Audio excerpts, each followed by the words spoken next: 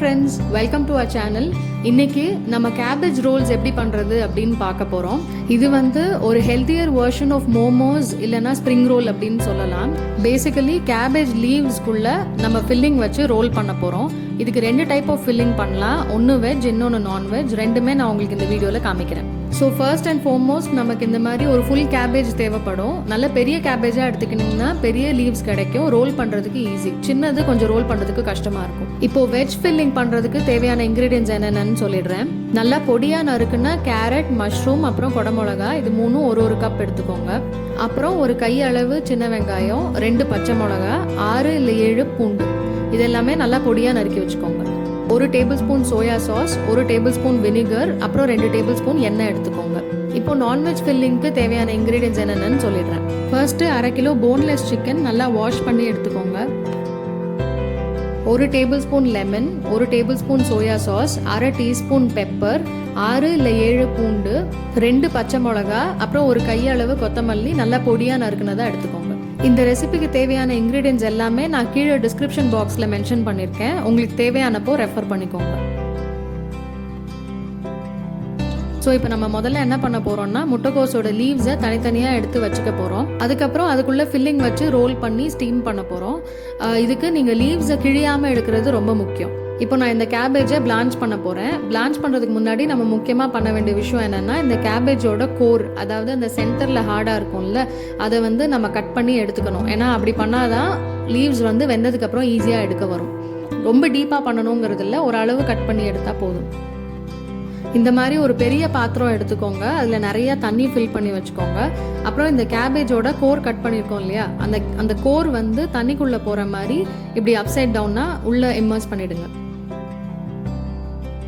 இதை இப்போ ஒரு மூடி போட்டு நல்லா ஹை ஃப்ளேமில் 15 to 20 minutes வச்சுருங்க. நல்லா வெந்துடும் கேபேஜ். அதுக்கப்புறம் நம்ம லீவ்ஸை ஈஸியாக தனியாக எடுக்க வரும். இப்போ ஒரு 20 minutes ஆச்சு. நம்மளோட கேபேஜ் ரெடி ஆகிடுச்சு. ஸோ இப்போ இந்த லீவ்ஸ் எப்படி எடுக்கிறதுன்னு நான் உங்களுக்கு காமிக்கிறேன். கேபேஜ் நல்லா வெந்ததுக்கு அப்புறமா மேலே இருக்க ஒரு 5-6 லேயர் ஆஃப் லீவ்ஸ் இப்படி தான் இருக்கும். அது வந்து ஓவர் குக் ஆயிருக்கனால நமக்கு ரோல் பண்ண வராது. அதனால அதை தனியாக எடுத்து வச்சுக்கோங்க. உங்களுக்கு தேவையான அளவு லீவ்ஸை நீங்கள் உரிச்சு எடுத்து வச்சுக்கிட்டதுக்கு அப்புறமா மிச்சம் இருக்கிற கேபேஜையும் இந்த எக்ஸ்ட்ரா லீவ்ஸையும் நீங்கள் எடுத்து சூப்போ இல்லை பொரியலோ அந்த மாதிரி ஏதாவது பண்ணிக்கலாம். இப்போ இந்த லீவ்ஸ் எல்லாம் எப்படி உரிக்கிறதுன்னு நான் உங்களுக்கு காமிக்கிறேன். ஒரு லீஃபோட கார்னரும் உங்களுக்கு இந்த மாதிரி தெரியும், அந்த லைன்னு. இதை வந்து இப்போ நம்ம லூசன் பண்ண போகிறோம். லூசன் பண்ணிவிட்டு அதுக்கப்புறமா எடுக்கலாம்.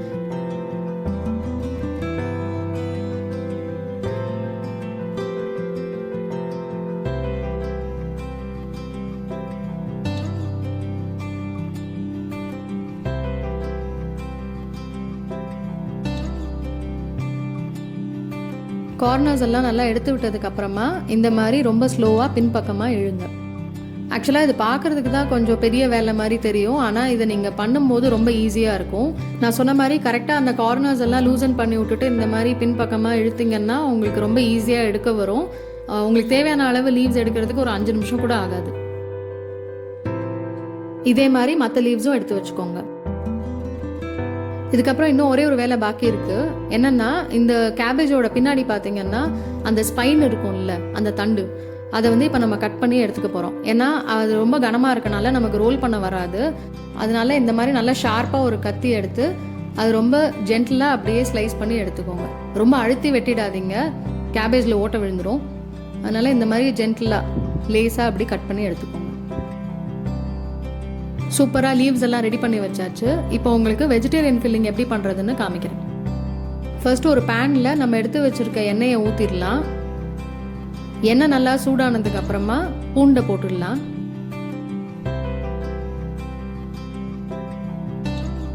பூண்டு கொஞ்சம் பச்சை வாசம் போன அப்புறமா பச்சை மிளகா போட்டுடலாம். அப்புறம் வெங்காயமும் மற்ற காய்களும் ஒன்றொன்னா போட்டுடலாம்.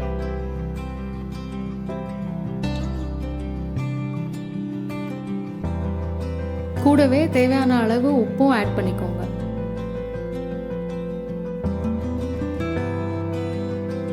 காய் கொஞ்சம் ஓரளவு வெந்ததுக்கு அப்புறமா பெப்பர் போட்டுடலாம். அப்புறம் கூடவே ஒரு பிஞ்ச் அஜினோமோட்டோ போடுங்க. அஜினோமோட்டோ ஆப்ஷனல், வேணும்னா போடுங்க, இல்லாட்டி பரவாயில்ல. கடைசியாக சோயா சாஸும் வினிகரும் ஆட் பண்ணிவிட்டு சும்மா ஒரு 2 கிளறிட்டு அடுப்பை ஆஃப் பண்ணிடுங்க.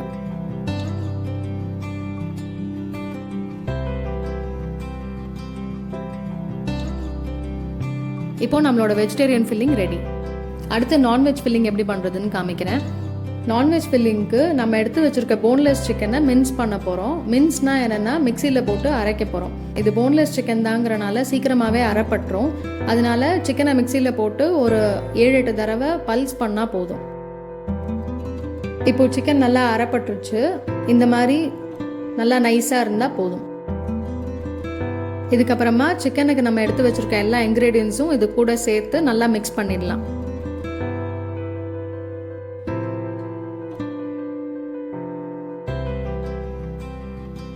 கூடவே தேவையான அளவு உப்பும் ஆட் பண்ணிக்கோங்க. சிக்கனை நல்லா மிக்ஸ் பண்ணியாச்சு. இப்போ இதை கேபேஜில் ஃபில் பண்ணி ரோல் பண்ணி ஸ்டீம் பண்ண வேண்டியதுதான். நம்ம ஸ்டீம் பண்ண போகிறோங்கிறனால இதை தனியாக குக் பண்ணணுங்கிற அவசியம் இல்லை. அந்த ப்ராசஸ்லேயே அது நல்லா வெந்துடும். ரோல்ஸ் எப்படி பண்ணுறதுன்னு நான் உங்களுக்கு இப்போ காமிக்கிறேன்.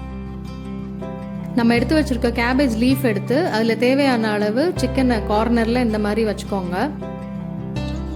இப்போது இந்த மாதிரி நல்லா டைட்டாக ஒரு தடவை ரோல் பண்ணிவிட்டு 2 சைட்ஸையும் உள்பக்கமாக மடித்து விட்டுக்கோங்க. அப்படின்னா தான் சிக்கன் வெளியில் வராமல் இருக்கும். அதுக்கப்புறம் இன்னொரு தடவை ரோல் பண்ணிங்கன்னா நம்மளோட ரோல்ஸ் ரெடி ஆகிடும். கார்னர்ஸ் எல்லாம் மைதா மாவோ இல்லை கார்ன்ஃப்ளவரோ போட்டு ஒட்டணுங்கிற அவசியம் இல்லை. ஸ்டீம் பண்ணும்போது தானாகவே அது சீல் ஆகிடும். இதே மாதிரி வெஜ் ஃபில்லிங்கையும் போட்டு ரோல் பண்ணி வச்சுக்கலாம்.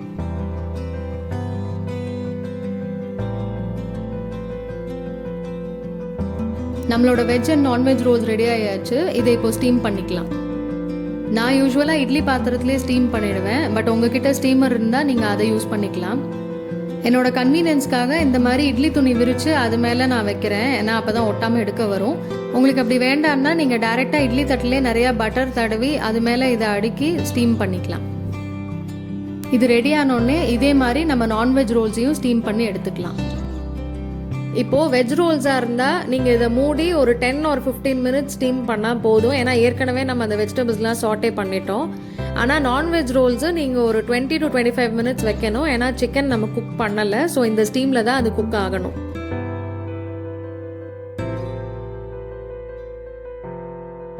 நம்மளோட ரோல்ஸ் இப்போது நல்லா ஸ்டீம் ஆகி ரெடி ஆயாச்சு. இப்போது இதை பிளேட் பண்ணிடலாம்.